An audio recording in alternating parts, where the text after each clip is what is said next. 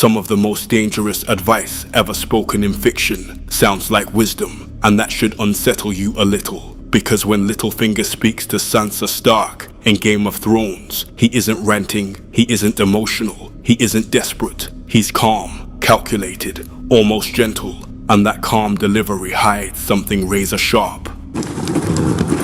One of two things will happen.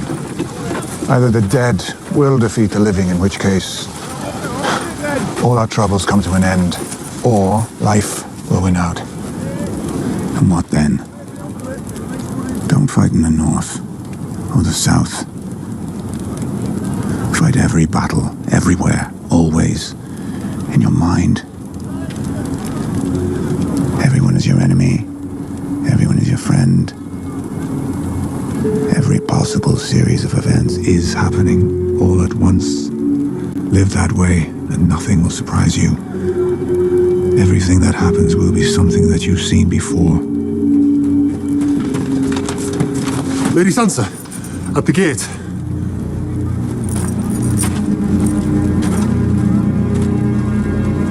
Here's the core truth of what he's saying, stripped down to its spine. If you don't simulate the world in your mind, the world will simulate you. That's it. Fight every battle everywhere, always in your mind, means rehearse the future before it arrives. Because the person who sees multiple outcomes is rarely shocked by the one that arrives, and the one who assumes only one path is usually the one blindsided. Now most people watching that scene think it's just manipulation training, political scheming, survival tactics for a brutal fantasy world. And that's understandable, because Westeros is chaos, alliances collapse overnight, honor gets you killed, and loyalty bends under pressure. Sansa at the beginning believes in fairness, romance, destiny. She believes the world runs on morality, but Littlefinger knows it runs on incentives, fear, ambition, and leverage.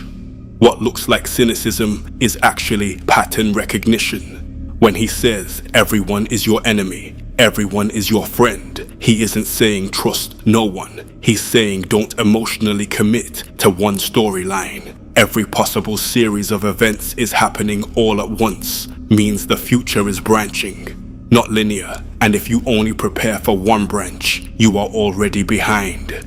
Ned Stark saw one path, honor wins. Cersei saw 10 paths, power survives. That contrast alone explains half the deaths in the series.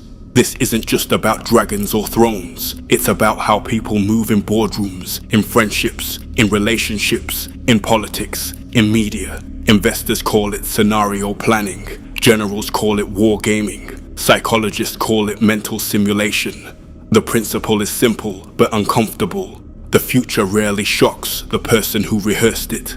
The shock comes from assumption, not from reality. Take a second to like the video and subscribe. Support the channel. This philosophy is powerful, but it can rot you from the inside if you apply it carelessly. If you treat everyone as an enemy, you might survive longer, but you'll never build loyalty. If you treat everyone as a friend, you might feel safe, but you'll get blindsided. The strength of Littlefinger's thinking is anticipation. The weakness is isolation. He could read everyone, but no one truly stood with him. And this is where people misapply his message in the real world. They hear fight every battle in your mind and turn it into replaying conversations at 2 a.m. over-analyzing text messages, assuming hidden threats in neutral silence. That isn't strategy, that's unmanaged anxiety. Strategy is controlled simulation, deliberate, time-bound, logical. Anxiety is uncontrolled simulation, emotional, repetitive, draining. One sharpens you, the other exhausts you.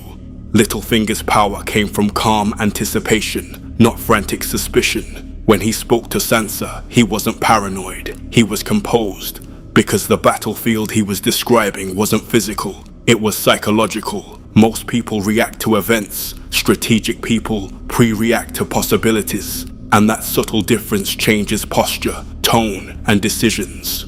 This isn't actually about mistrusting people, it's about understanding incentives. When someone benefits from your failure, don't be surprised if they lean that way.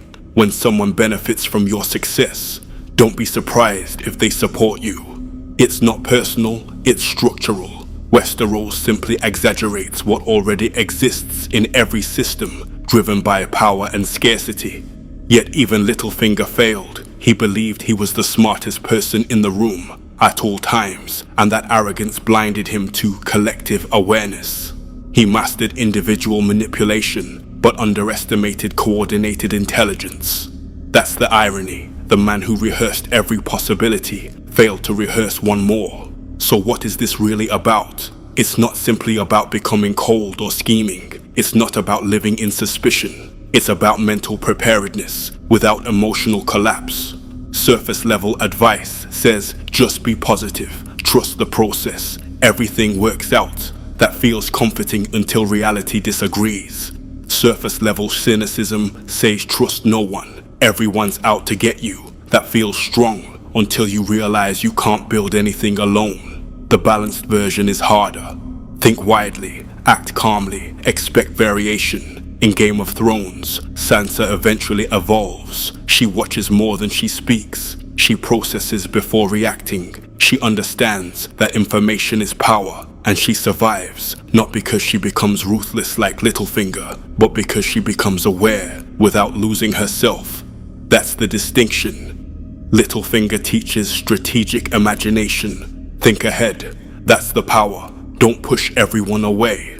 That's the danger. Stay flexible. That's the balance. Imagine outcomes. Don't obsess over them. Be ready. Don't be afraid. Trust people, but understand what they gain. If this resonated, like, comment, and subscribe for more breakdowns. It's Martainn, sharing knowledge and wisdom.